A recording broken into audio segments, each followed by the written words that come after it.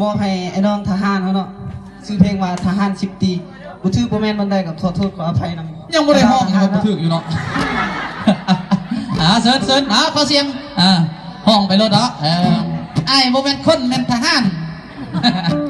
แสนทุกข์เหลือทนเนาะชีวิตทหาร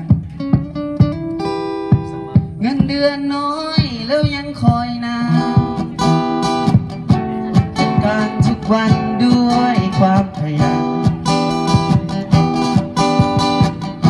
หนักหนาบหวั่นเป็นทหารต้องอดทนสักเพียง10 ตี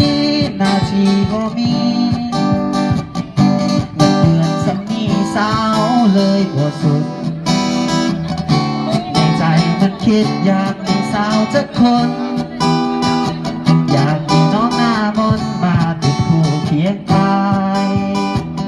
โอ้บ่าวทหารผู้สาวเขาบ่อยากสนเขาว่าทหารมันทน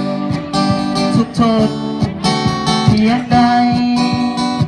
อันที่จริงสบายบ่ทุกบาทใดพออยู่พอกิน